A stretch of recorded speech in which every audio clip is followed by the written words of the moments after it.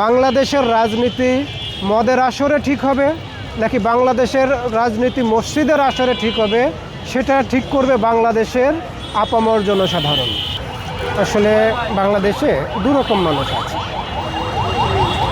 আপনার 46 সালে যখন ভারতে মুসলিম গণহত্যা হচ্ছিল, কলকাতা সহ বিভিন্ন জায়গায় গণহত্যা হচ্ছিল, তখন পাকিস্তানের, পূর্ব পাকিস্তান, পশ্চিম পাকিস্তানের নেতারা মনে করেছিল যে মুসলিমদের জন্য একটা আলাদা ভূখণ্ড হওয়া উচিত। 47 আমরা একটা মুসলিম ভূখণ্ড পেলাম। এই মুসলিম ভূখণ্ডের ভেতর যেটা হয়েছিল যে আমরা পাকিস্তান থেকে আলাদা হয়ে ভারতের পেটের ভিতর ঢুকে গেছি। মুসলিম নেতারা চাচ্ছিল যে বাংলাদেশের রাজনীতিটা তৈরি হবে, রাজনীতিটা মেকিং করবে যারা মসজিদে বসে মজমা করে এরা।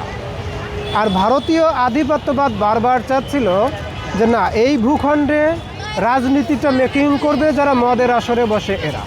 এই দ্বন্দ্বটা 71-এও চলেছে, 71 পরবর্তীতে 24 পর্যন্ত চলেছে।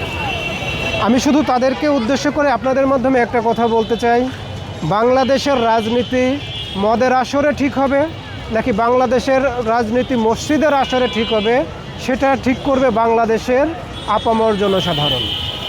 আপনারা যদি কোনোভাবেই এই রাজনীতিগুলো এককভাবে মেকিং করতে যান, তৃতীয় আর একটা পক্ষ তৈরি হয়ে গেছে যারা বিপ্লবী। 24 পরবর্তী সময়ে আপনারা যদি বাংলাদেশের মানুষকে তাদের রাজনৈতিক সঠিক পথে রাখতে ব্যর্থ হন, বিপ্লবীরা অবশ্যই এই বাংলাদেশের রাজনীতিবিদদেরকে সঠিক পথে আনার জন্য চেষ্টা করবে।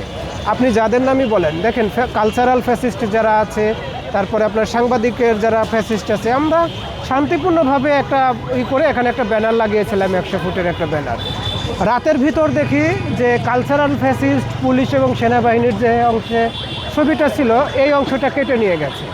আমি বলতেছি না এর সাথে পুলিশ জড়িত কিংবা ফ্যাসিস্টরা জড়িত, আমি শুধু এতটুকু জানতে চাচ্ছি, শাহবাগের মতো একটা জায়গায় যেখানে মাঝে মাঝেই আপনারা দেখবেন যে আমাদের এই জুলাই স্মৃতিস্তম্ভে আগুন দেওয়া হয়, মাঝে মাঝে এখানে আমাদের ফ্যাসিস্ট বিরোধী আন্দোলনগুলোকে পুলিশের নজরদারিতে রাখা হয়, শুধুই একটা ব্যানার নজরদারিতে রাখা হয় না। আজকে ব্যানার নষ্ট হয়েছে, কালকে তো আমরা 100 ব্যানার লাগিয়ে নিতে পারবো, কিন্তু সমস্যাটা হলো যে ফ্যাসিস্ট বিদায় হয়ে যাওয়ার পরে, বেনজির গংরা বিদায় হয়ে যাওয়ার পরে তাদের নির্দেশে যদি বাংলাদেশের পুলিশের ছোট একটা অংশ চলতে থাকে, আগামী দিনগুলোতে এই সরকার অবশ্যই বিপদে পড়ে যাবে। তাদের নির্দেশ নিয়ে যখন পুলিশের একটা অংশ চলতে থাকবে, এই সরকার কোনোভাবেই আইন শৃঙ্খলা ঠিকমতো রক্ষা করতে পারবে না।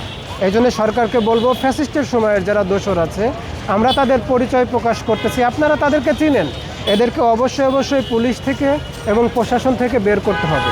যদি খুব তাড়াতাড়ি এদেরকে বের করা না যায় এবং এদেরকে শাস্তির আওতায় না আনা যায়, তাহলে কিন্তু অনতিবিলম্বে বিএনপি এবং যারা ক্ষমতায় আছে তারা হুমকির মুখে পড়বে, এটা নিশ্চিত থাকতে হবে। দেশে দেশে সবার সাথে দ্য নিউজ।